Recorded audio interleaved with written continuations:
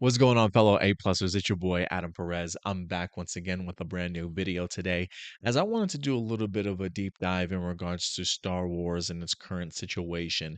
If you guys watched our weekend episode of A-Plus Hero Report, we talked about the brand new announcement that Simon Kinberg has in fact joined Lucasfilm to go ahead and create a brand new Star Wars trilogy. Some are certainly calling it episodes 10, 11, and 12, maybe going in a brand new direction. Some people are saying they may stick around with more continuing of the Star Wars saga legacy, if you will. That certainly is still up for debate. But what isn't up for debate is the idea that these movies are certainly coming. And at the forefront of them is, in fact, Daisy Ridley as Rey Skywalker. Now, with everything going on with Lucasfilm and Disney right now, it's a little bit hard to keep track of everything from all the announcements they've made to all the things that have certainly fallen through. The most recent Star Wars New Jedi Order film by Charmin Obey Chinoy and Daisy Ridley has recently just lost its writer. They are in the midst of looking for a brand new writer, just as we've gotten this announcement of the Simon Kinberg Star Wars trilogy that certainly is in play right now as well. So we talked about it a little bit this week, but an article dropped today from the Hollywood Reporter that I thought was pretty fascinating. And I wanted to go ahead and share it with you guys if you hadn't had the opportunity to check it out. So we may read a couple of paragraphs here or there. But afterwards, I really want to give my thoughts on how this could possibly work if Lucasfilm truly does get it together. I mean, it is a little bit dumbfounding to me, quite frankly. Look, I've never really written a script for a movie before, I've never put a movie together before. But it seems as though the pieces in which they need to really have something successful, or at least the beginnings of things, might certainly already be there. And so I might go ahead and give some of my thoughts in regards to how I would certainly like to see this kind of all come together. But let's go ahead and tackle this together, guys. This article comes to us from Hollywood Reporter. Star Wars movies race for Rey and the future of the franchise on the big screen. It says, forget the Death Star. The most coveted weapon in the Star Wars movie arsenal is the character Rey Skywalker. Since November 7th's reveal that Simon Kinberg had signed on to develop and write and produce a new Star Wars trilogy for Lucasfilm, debate has focused on whether or not it would be a continuation of the so called 9 film Skywalker saga, tying it to the legacy of Luke Skywalker. It goes on to say some fans have expressed criticism that Lucasfilm would return to the well to make episodes, as they are called, beyond the 9 movies that comprise the Skywalker saga, which has been billed as concluding in Star Wars Episode 9. But Rey, the scavenger turned Jedi played by Daisy Ridley in the last 3 episode movie, is key to the franchise's next turn. That potentially puts Kinberg's trilogy story development, as early as it is in its conceptual stages, on a collision course with the Ray standalone movie that is actively working with director Charmin Obey Chinoy. That feature revealed in fanfare back in 2023. It says a new writer search is underway, so it's unclear when that one would go, right? So we already have that sort of film out in the ethos, right? It supposedly has a director and a new writer kind of coming on board, seemingly with plans of still happening. Perhaps that is why Lucasfilm was receptive to Kinberg's multi story pitch. Anything to move Ray forward. But does it endanger rumors, or does it engender rumors in the Star Wars underground of filmmakers jostling for characters?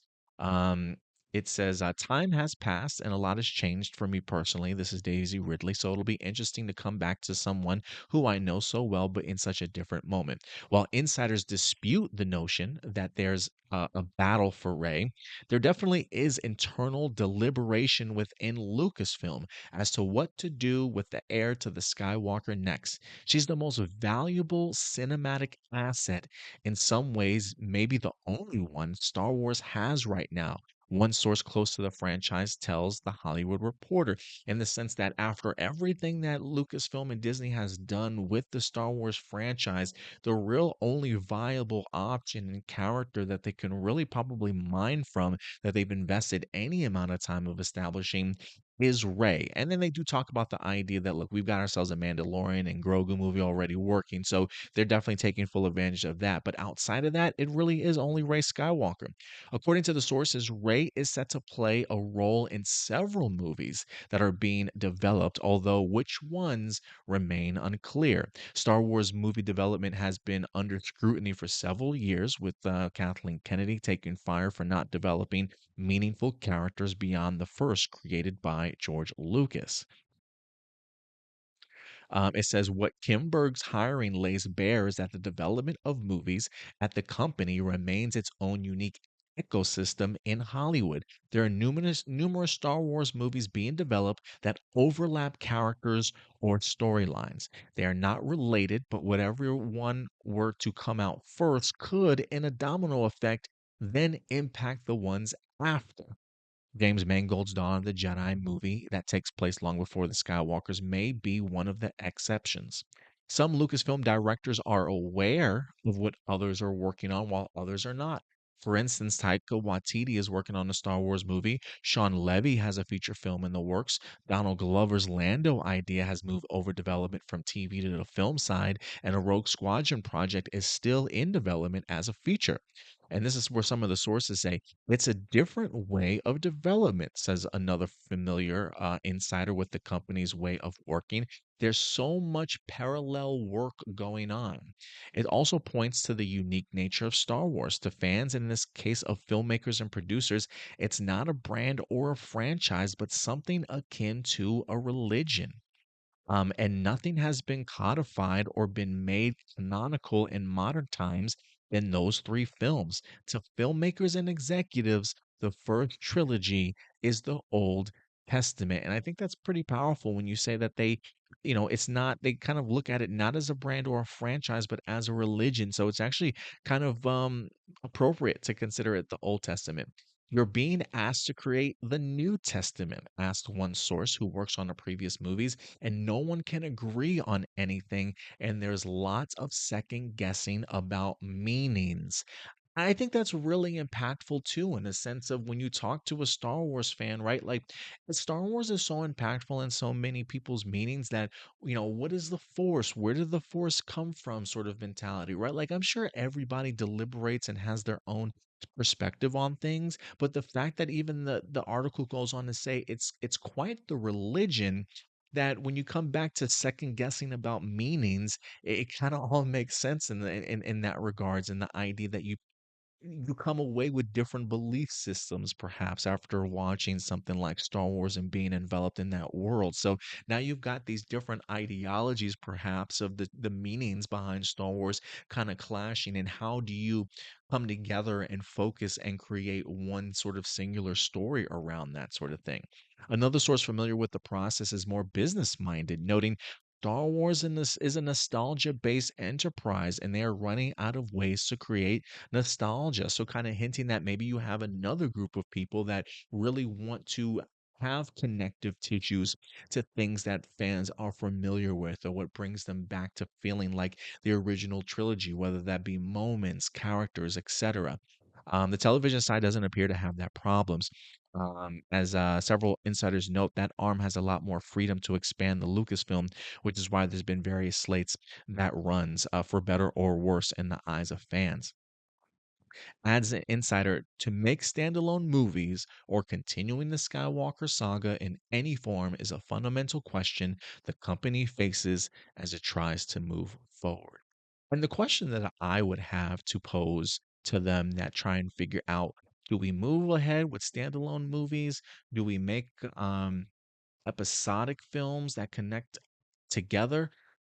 My pushback would simply be, why can't you do both? Right? I feel like we live in such a world right now where cinematic universes are very much a thing. Where I do think that you can have standalone movies, and you can have other movies that connect to overall a bigger story arc, if you will. And so when I think of the situation that Ray finds herself in, I totally agree in the sense that she is, I don't wanna say, pretty much their number one priority, right? She is the one thing out of the Disney sequels, and what they've created that they probably have the most invested in right now. I mean, goodness, I can't count for you guys how many times I see some sort of Rey Skywalker cosplay at conventions or that I've been to or seen at theme parks or whatever the case may be, right? Like, regardless of how some people may feel about the Rey Skywalker character or even the sequels, it's hard to take away that Rey Skywalker has been impactful on many fans, to certainly say the least. And really, you're kind of curious to see what her next steps are going to be. And so, this really kind of brings me to the idea of where do we go from here? I do find it interesting that one of the articles did mention the idea of movies building on top of one another. When I think of this in particular, there are three movies that immediately jump out to me, or three groupings of movies that immediately jump out to me that I think can be quite impactful in building the Rey Skywalker character. One being the James Mangold Dawn of the Jedi. There was an article from World of Real, I think a couple of weeks back, that mentioned the idea that production for Dawn of the Jedi may be may go into production in 2025. That may be the next movie that they tackle after The Mandalorian and then Grogu winds up wrapping. I believe that movie's currently in post-production. But I do think Dawn of the Jedi is going to be a very important film if Disney decides to go through with it. Based off of the article saying that having second guessings on certain meanings and whatnot does kind of rattle me a little bit and worry me a little bit, especially when you're dealing with the Dawn of the Jedi. This film was supposed to take place 25,000 years prior to anything else that we've seen. And I think that's a movie that would really establish sort of the lore of the Jedi, the mythology behind the Jedi, the first Force sensitive user, right? The first signs of the Force. When you get into that kind of territory, right, then you're kind of very much making a biblical statement, a religious statement, if you will. I think even James Mangold said he wanted to make a film similar to that of the Ten Commandments. So that is really going to be like the underlining base of the belief system behind the Force and where it comes from. And I do think that that is very a big, heavy burden for Disney and Lucas to have to establish when it seems like they can't even figure out anything these days. But the point that I'm trying to make is, if the Dawn of the Jedi is successful, I think it is important, especially where we see Rey Skywalker right now, the idea that she has the Jedi text for herself. I really would love the Dawn of the Jedi to not only be its own standalone movie, but establish those Jedi texts. Maybe this is the beginning of those writings. Maybe this is the first founder of the Force establishing the idea of what works and what doesn't, setting up guidelines for future Jedis and whatever the case may be. So I love that idea of that being the setup. And then we come into present day where Rey Skywalker is. And this is where I think the Charmin Obeyed Chinoy movie should certainly come into play. I'm a very big believer that Rey Skywalker should have her own sort of standalone film. And I say that because while we had her in the sequel trilogy, it really was a story of telling how she gets to the point that she's in, right? From beginner, rookie, if you will, to full-fledged sort of Jedi Knight with, trust me, a lot more learning that she certainly has to do for herself. And so I do think it is important that we get the opportunity to establish Rey Skywalker as she is and really thrust her into some adventures and some challenges and really sort of shape the character even more. I think some people, fairly or unfairly, could probably walk away from the Skywalker saying the sequel trilogy saying we don't really know who Rey Skywalker is after all the mystery that they put us through for 2 films and then maybe giving us some resolution towards the end, right? I think the idea that Rey Skywalker standing on her own is a very important moment for her.